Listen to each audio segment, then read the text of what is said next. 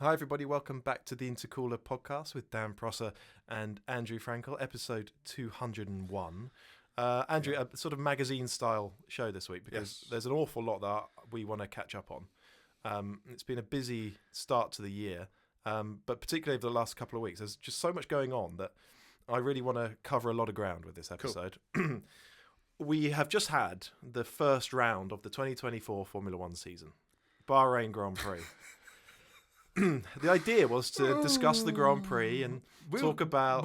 We'd commissioned a story, didn't we? Which was going to go up on the TI website, and we canned it because it was so boring. It was such a dull... Honestly, it felt like the 23rd Grand Prix of the 2023 season. Didn't it?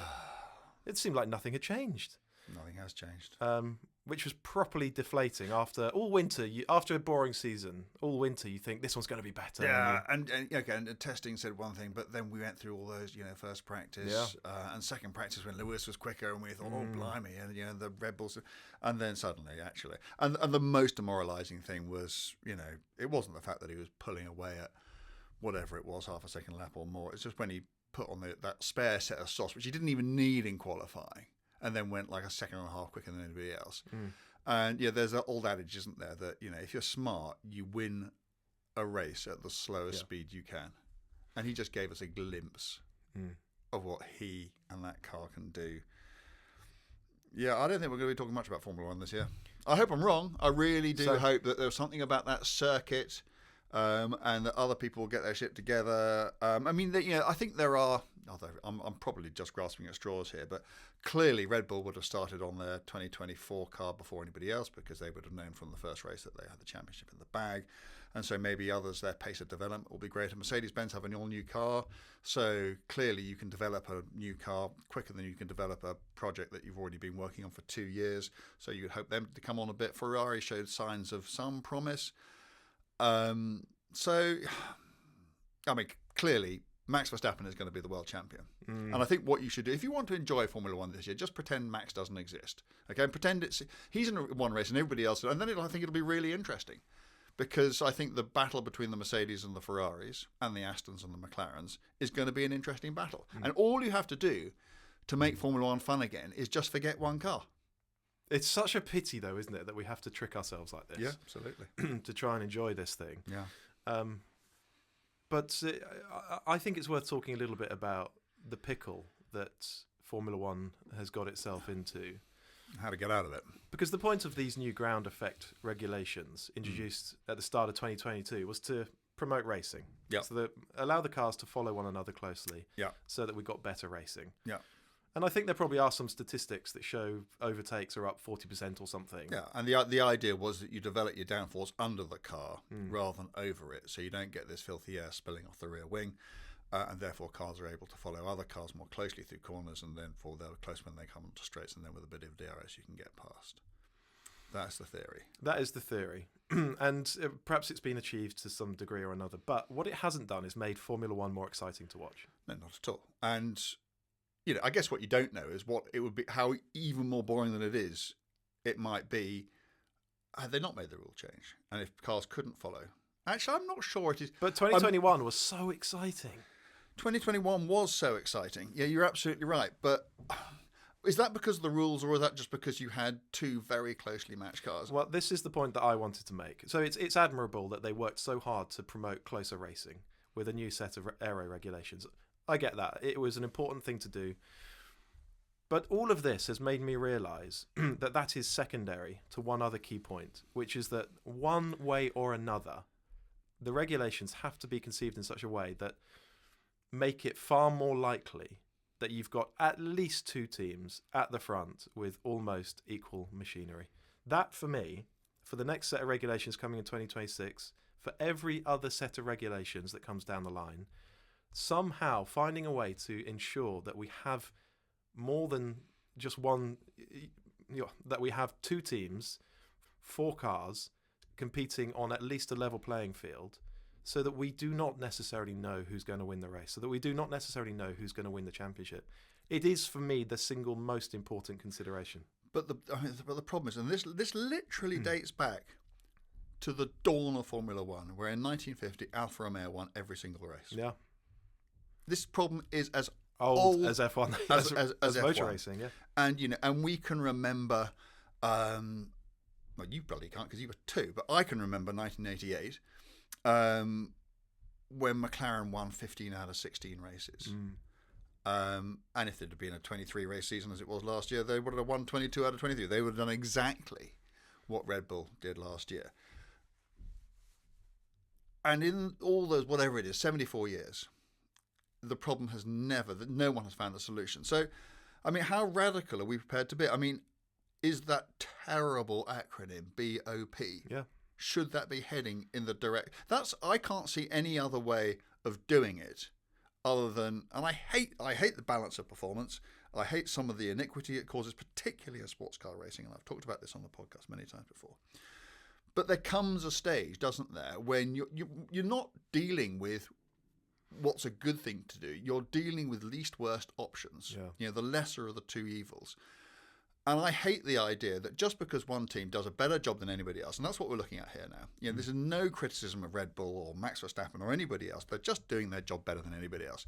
So you take that genius, brilliance, success, whatever you want to call it, and think, well, okay, you've done really well, so we're going to penalise you now. And I hate that. But at the same time, how else is the sport going to survive? How? And it's got to the point where it's not worth 2 hours of my Sunday. No, and if it's not worth 2 hours of your Sunday, and you I love it, as dyed-in-the-wool petrol racing fan as on it, then God, imagine you are your Netflix now, and you're just starting to gather the raw material for whatever is the 7th season of Drive to Survive. I mean, you're going to be doing your nut, aren't you? Yeah, you are.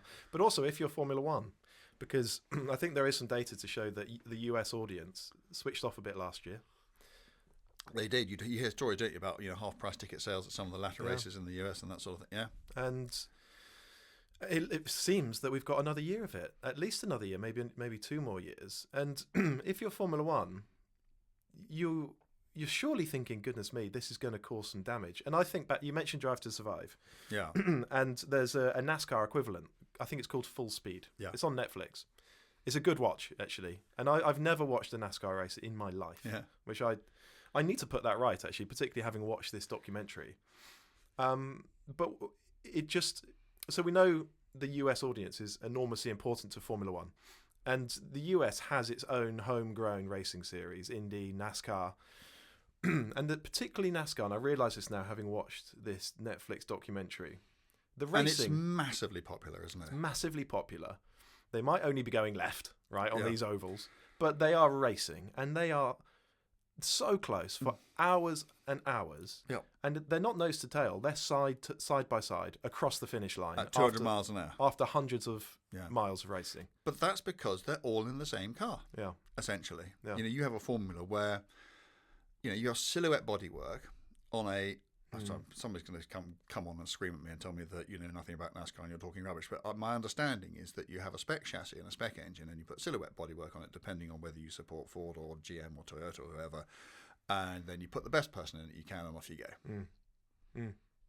We don't want Formula One to be that, though, do we? We don't. But I'm thinking about the US audience, right? This form of motorsport has come across their radar. Formula One. Everyone tells them it's the pinnacle of racing. Yeah. They switch it on. They watch the Bahrain Grand Prix. They're used to watching cars side by side across the finish line. And what must they be thinking? They must think, this is nonsense, surely.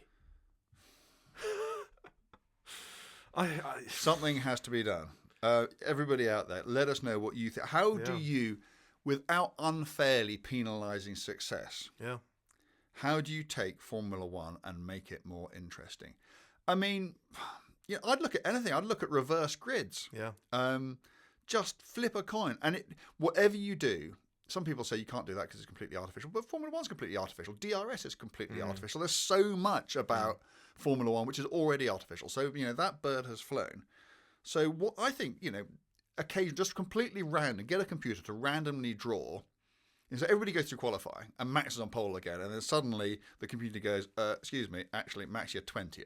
He'd still win the bloody race, though, wouldn't he? He might well do. But it might make it a bit more interesting, and there would certainly be a lot more jeopardy, because he'd be starting at the back, he'd have to work his way through, he could get taken out, and you wouldn't do it every race, you'd do it, maybe you say like sort of maybe 4 races a season, or between 3 and 6 races, and you wouldn't say what the number is. So the teams couldn't second guess it.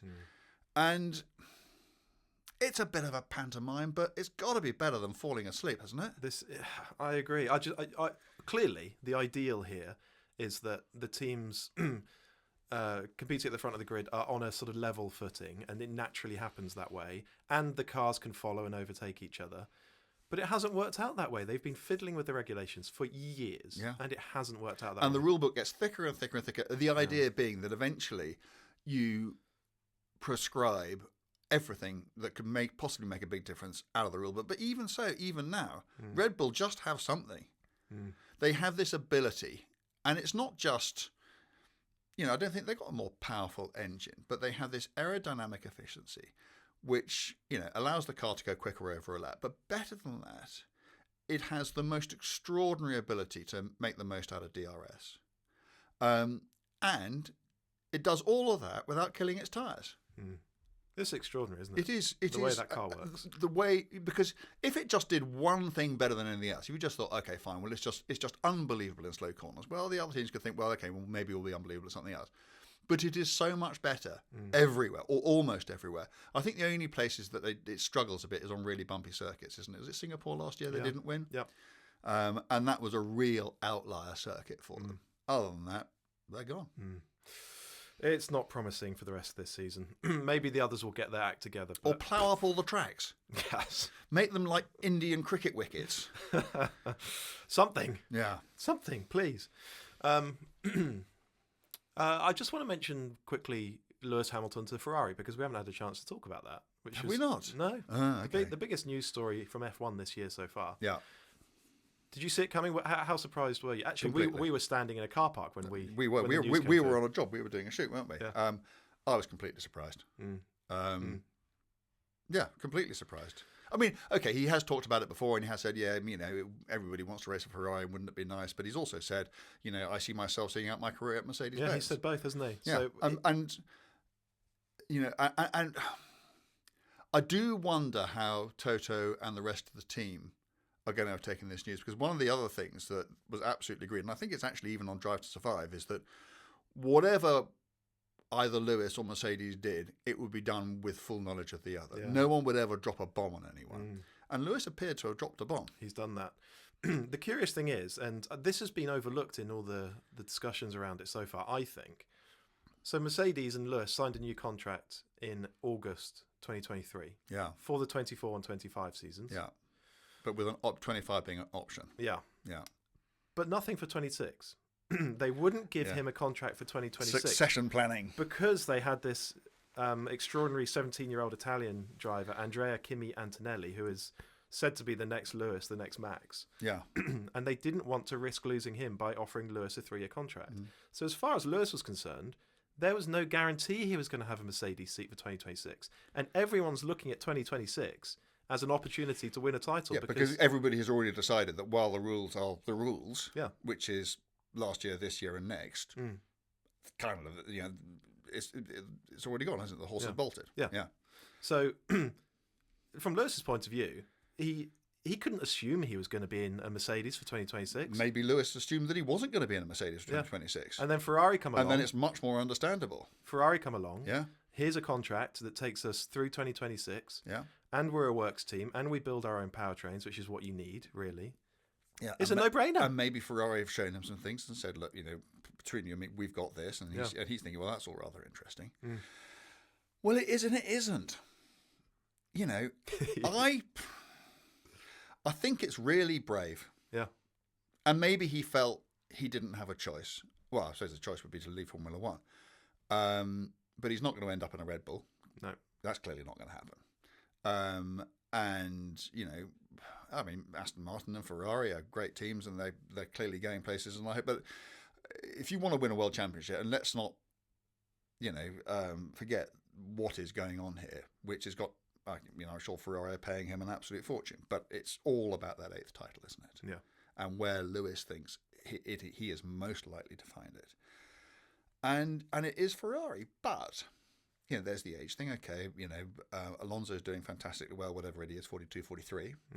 But Lewis will be 40 before he drives a Ferrari in anger for the first time. That's one thing. Secondly, look at his teammate. Yeah. Right now, I haven't asked you this question. And okay, I would back Lewis to better over race. But over one lap on identical cars, Lewis or Charles today? I think Charles the fastest qualifier in F1. I think Charles is the fastest driver in F1. Mm. And Charles is only going to go on getting better. And Lewis, and this is nothing against Lewis, it's just biology. It's human nature. Is at best going to stay the same or get worse. Mm. And then there's the Ferrari factor. Mm. And Ferrari is just not like any other team. And the fact is that, that Charles is so integrated into that team. Yeah. He speaks the language fluently, and you cannot underestimate how important that is. And Lewis is going to go there, and nobody, not even Lewis Hamilton, not even the greatest driver there has been, which statistically he certainly is, and might well be actually, is bigger than Ferrari. Mm. So is he going to go in there and say, well, it needs to be this way? Because Ferrari will go, well, we're not doing it that way. The flip side is that he's got the backing of John Elkann. Yeah. I think he's a personal friend. Which could be a big deal. It could be. But either way, it is tantalising, isn't it? It is delicious. The most successful and the biggest star in Formula One, and the most successful and the biggest team in Formula One coming together. Who is going to score more points at Ferrari in the 2025 season? Charles Leclerc or Lewis Hamilton? Should we make our guesses now? I think it's Leclerc. I'm a huge Lewis fan. He's my favourite driver. I absolutely think it's Leclerc. But to walk into Charles' team and outscore him, don't know. But the reason we talk about it now is because it was only in the last week or so that Toto Wolff admitted that they hadn't offered Lewis a 3-year contract because of this young lad, Antonelli, who we need to find out a bit more about him because he's clearly a superstar. But there's just one other parallel that I wanted to mention, and it highlights the importance of proper succession planning, which is what Wolff and Mercedes were doing here, keeping their options open further down the line. And it's a curious thing to say, but they weren't being over loyal to Lewis. That's the most successful driver-team pairing ever. And yet they recognised that they had to keep their options open. They couldn't just give Lewis whatever he demanded, because if that cost them their relationship with Antonelli and he went elsewhere and he won championships at another team, they've blown it, haven't they, for years to come? But it's still a gamble because, do you remember Heikki Kovalainen? Yes. He was Antonelli. He was, really? As a youngster coming up through the formula, he was just like the second coming. He was just unbelievable. Wow. Got into Formula One, couldn't do it. Won one Grand Prix, didn't he? With Look at Nick De Vries. Didn't Nick De Vries win everything? I think so.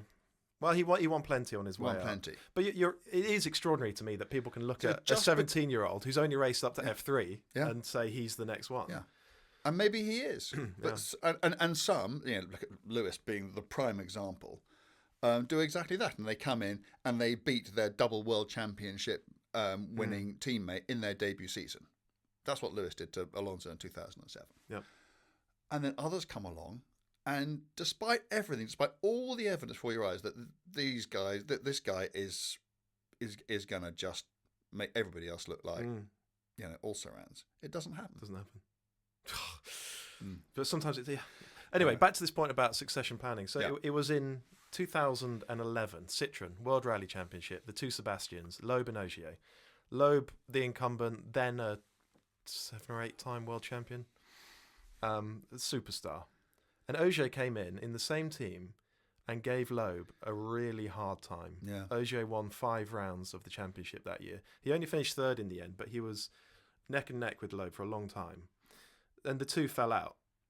And Citroën was loyal, and it held on to Sebastian Loeb. It seems like the right thing to do. Huge amount of success together. It would be extraordinary to let Loeb go at that point. Yeah. But what you're saying is they should have done. But in hindsight, Loeb competed for 1 more year with Citroën, won the championship again, then he retired. Meanwhile, Ogier's been snapped up by Volkswagen, and the moment Loeb retired, Ogier won the next 6, I think, and Citroën let him go. As you said to me before we came on air, they sacked the wrong Seb. It's a brutal it's a brutal position to take. But can you imagine you're the person who sacked Sebastian Loeb? Yeah. But the outcome here was that Citroën couldn't sign a top draw driver. It couldn't sign a championship standard driver. Yeah. And so it pulled out of the sport. Mm. And had it held on to Ogier instead of Loeb, maybe it would have continued winning championships. A lesson learned. Succession planning, it's enormously important. Let's move it on then. And we're doing What Goes Up here, which we haven't done for a little while, but it's our sort of semi-regular segment where we look at the market, see what's going on, particularly with used cars, see what values are looking like, see what's hot, what's not. And things are all a little bit flat at the moment. I mean, what are your insights into what's going on in the market at the moment? You're asking the wrong person, I think. But what am I? Yeah, I think things have been flat, or in lots of cases, if you look at it over the last couple of years, a lot of the heat has come out of the market. I think prices have been coming down. I think good stuff, really good stuff, is still desirable. Yeah. I think it always remains that way. And maybe now is a good time to be getting in. I don't know, but. Yeah, I mean the sort of heady days, particularly with, brand new cars, which people could just flip and expect to make money, and so your position, the very fact that you had an order form had an order for a car had a monetary value all to itself. Certain cars, yes, still, but certain other cars, particularly those which aren't very special limited edition cars, it's certainly not what it was. So, one of the ways of sort of taking the temperature of the market is to look at auction results, because this is why online auctions are fantastic, because they cut through the noise. And how often do we see cars in classifieds listed at fanciful prices? That doesn't determine the price of the car. No. That number that you see there, the auction result does. And we, as hopefully you all know, we are now partnered with PistonHeads, which has got its new auction platform. And there are a few results that I just want to talk to you about here. The first is a 1998 Lotus Elise S1. Oh, yeah. Nice car. Gorgeous car. Yeah. And actually last year, PistonHeads crowned, it was 25 years of PistonHeads last year. And so they did this big thing celebrating the most significant cars of that era, that time, 25 years. And they crowned the S1 Elise the best performance car from that period. Yeah, I could believe since 1998. Yeah. And that is a gorgeous car, the S1 Elise. And actually, I've not driven a standard one. This was a standard one, 118 horsepower, which is so quaint, isn't it, as a power output? Oh, honestly, you drive it, it doesn't feel like it, because those cars, those very early Elises, okay, this is probably post aluminium brakes, but it'll still be a really, really light car. Yeah. 800 kilo car, something like that. Yeah. And 118 horsepower goes a long way in a car like that. It really does. Yeah. And I bet it steers beautifully. I bet the suspension is lovely and supple. I went up to Hethel when they were making the last of the Elises, and I drove. They have an immaculate low mileage S1. Yeah.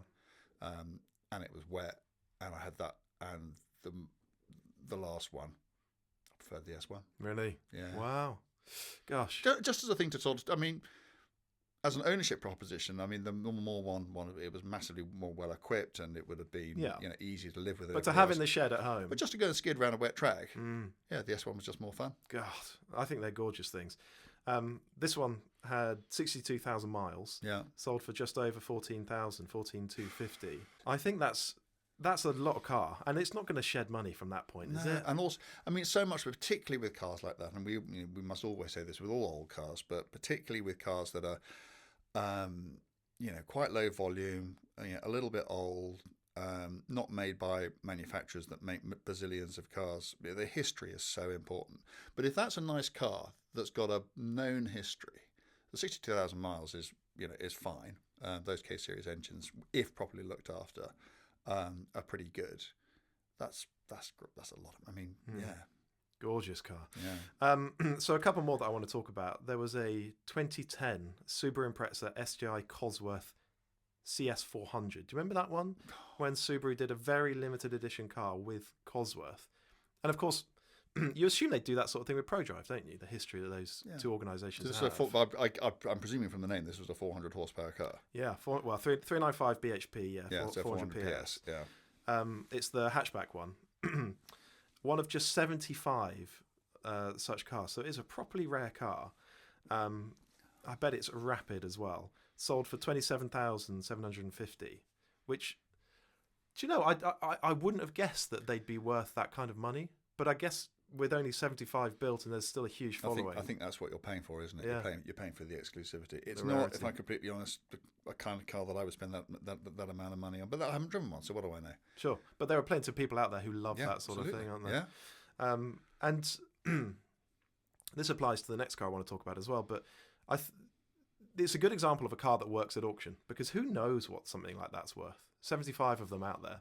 Where do you begin to, assign a value to that without sticking it on an auction platform and seeing what someone's willing to pay, which is all a car's It is ever the worth. ultimate arbiter, isn't it? Yeah, it is.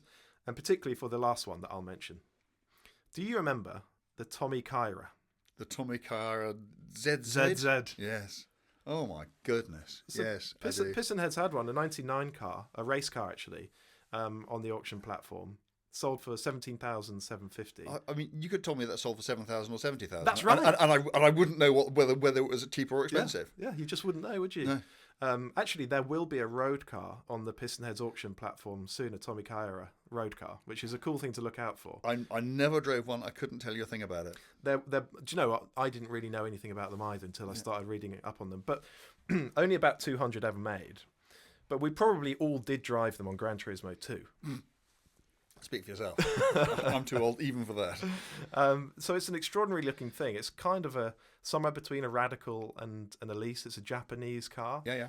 With the 700 kilograms. Yeah. Super lightweight. With the naturally aspirated 2-litre Nissan SR20 DE, which is one of those engines that they perhaps have a minor following. But when you start looking at the technical specs, Is that the twin cam Primera engine? Yeah. Great engine. So it's a proper Great buzzy engine, 180 horsepower. Very strong as well. Super strong. Yeah. David Tuig will be listening to this, nodding along because he'll know everything about those engines. Yeah. So that is a very, very interesting car.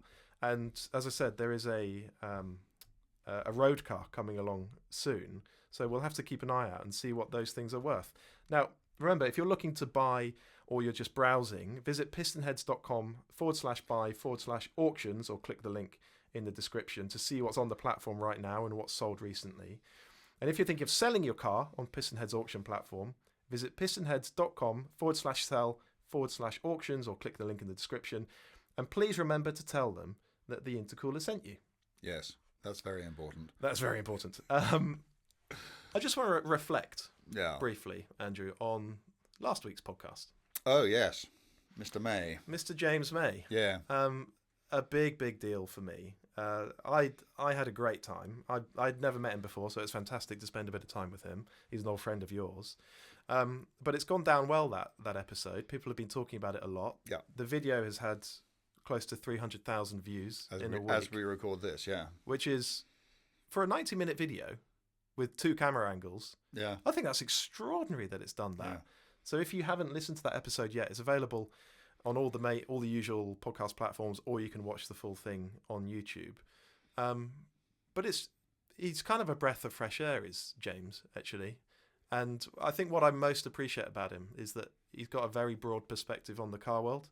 So he's got a couple of supercars at home, but he's also tried the hydrogen thing. Yeah, he's owned 2 hydrogen cars. And electric cars as well, and small cars, powerful cars, everything. So he's just interesting to listen to, isn't he? I think because it's a bit difficult because sorry, I'm not sort of name dropping. James and I just happened to start an auto car almost the same time. So I've known him for almost 35 years.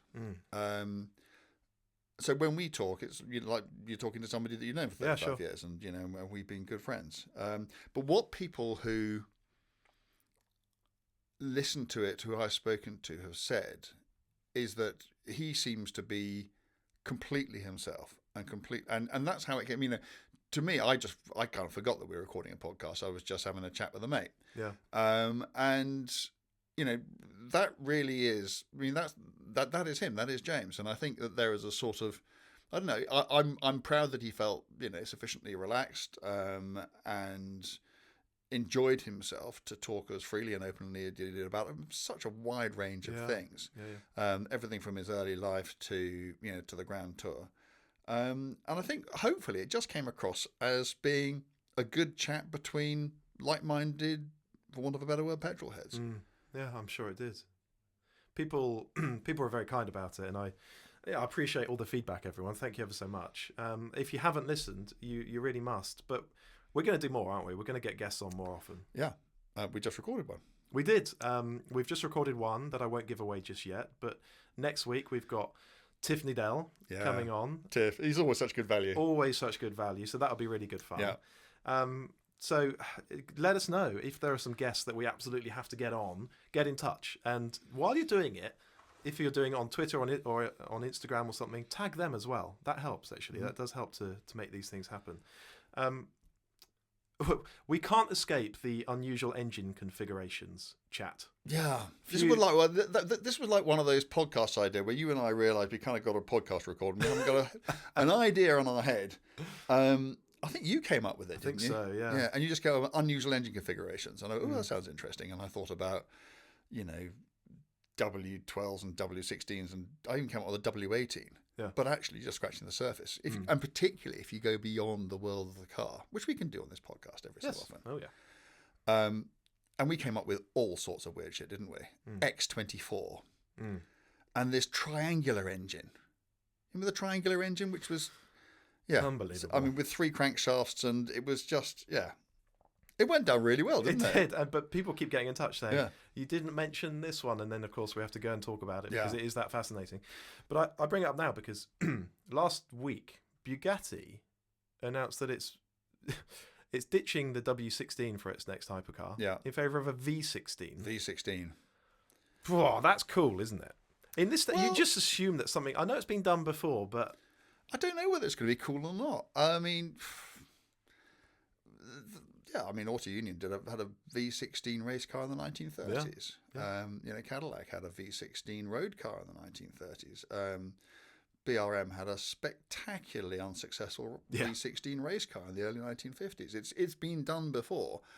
I don't know whether bigger is better, and more is more rather than less being more. People tend to think, I don't know. We'll have to wait and see. But it's a V16, isn't it? With a big hybrid component on it. Big hybrid component. So, and they also released a very short video showing with some engine sound. Yeah. I don't think it's got any turbos on it. Wow.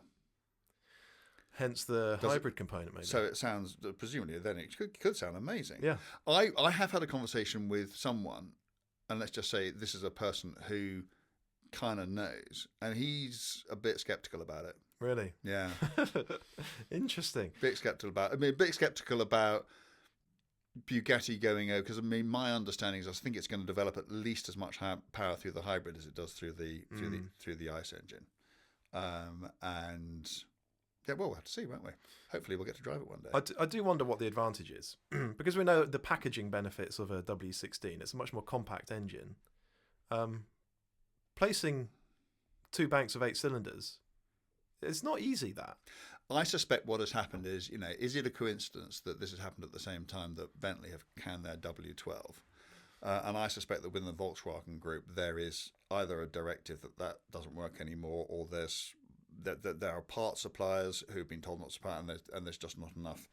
There'll be a reason. I just don't think it's a coincidence that both W engines have just disappeared at the same time.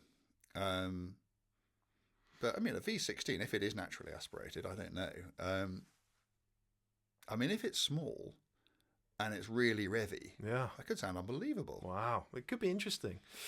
But I just think it's fantastic that even in 2024, the age of the totally out there combustion engine isn't yet done. Not yet. At least not if you're buying a Bugatti. Last chance saloon, guys, believe me. Yeah, go and get yourself a Bugatti. Yeah. Andrew, you've been climbing a rather large hill. Yes. Are we allowed to talk about this on it? I suppose we are. I'll be brief. I wandered up Kilimanjaro. Wow. Yeah. I did. Well, there's a big story on the website and the app. And if you want to hear about the adventures of an elderly man with dodgy knees trying to climb a mountain, which turned out to be far too high, then it's all on there and you can go and read it. And Yeah, I mean, I think I say in the story that if I'd known what I was going to do, I'd never have done it. Yeah.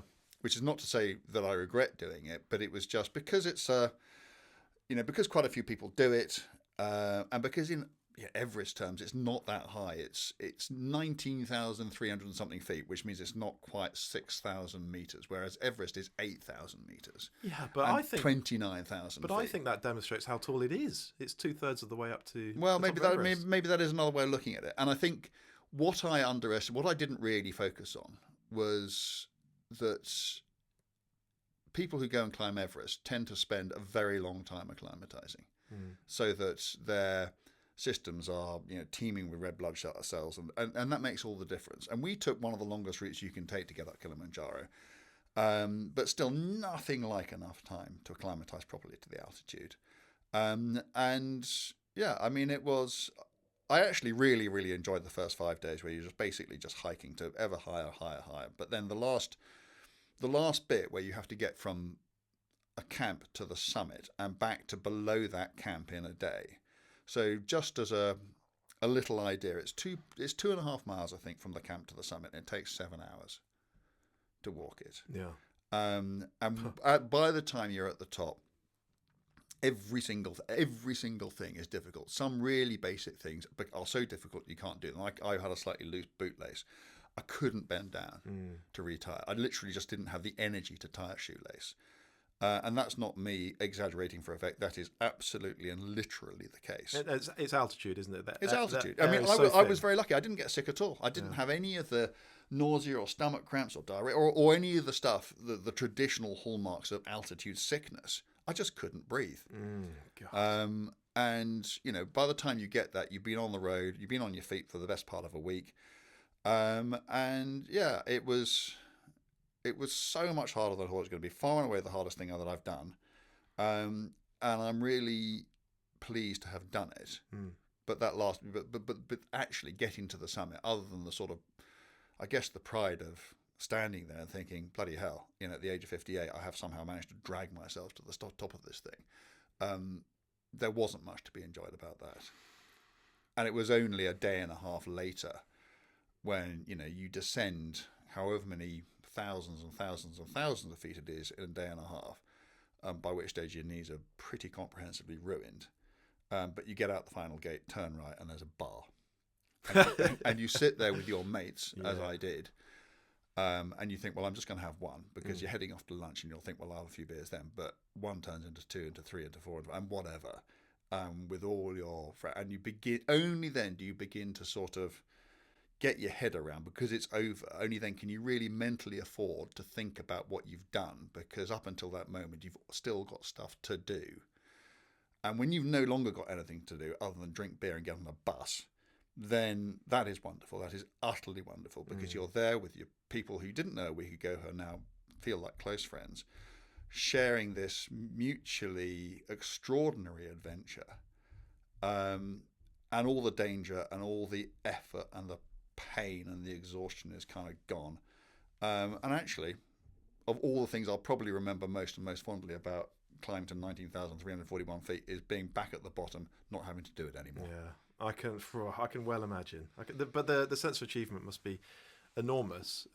So Kilimanjaro, it's one of the tallest mountains that you can walk up, isn't it? Is that fair? Yeah, it absolutely is. That's why we did it. It is, because I'm not the sort of person that is going to get on well with crampons and ice axes and ropes and that sort of. You literally do. I mean, there's a bit of scrambling, a bit of clambering, but yeah, basically you walk up it. So you don't need any technical climbing skills. You don't need, to have lessons, and yeah. So so that kind of makes it sound easy, doesn't it? It's just putting one foot in front of the other. Yeah. You try it. Yeah. There are, and not everyone makes it. No, well, again, it so much depends on a lot of, it depends on who you go with, and obviously you have to be guided. And we had this company called Ultimate Kilimanjaro, who were absolutely extraordinary. They looked after us, I mean, so well. I don't think I would have got up there with a less good team. But also, you've got to be careful about the route. There are some routes which will get you up and down in 4 days, but there's a less than 25% success rate. Oh, wow. We took 8 days, and the success rate on an 8-day route is about 80 to 85%. which is actually what there were 13 of us and one didn't make it. But 2 others had to be talked out of turning around. Another one was quite distressed on the summit, and another one came off the mountain on a stretcher. So it's not, and ultimately we're all completely fine. And only one of the 13 didn't get to the summit. So, that kind of works, backs up the stats. But, it's not guaranteed. I was lucky I didn't get sick. And even if you are lucky and you don't get sick and you're quite well trained, it's hard. Yeah. It's really, really bloody hard. It does sound it. Yeah. Goodness me. Well, congratulations. Thank you. A fantastic thing to have done. And we get to hear about it without putting in all the work. So thank you. Okay, we'll wrap that one up there. Okay. But thank you everybody for watching or for listening. Just make sure to hit the little follow button or the subscribe button. It means you don't miss an episode. It helps us enormously as well, though. So please do that. And make sure you come back next week. Bye.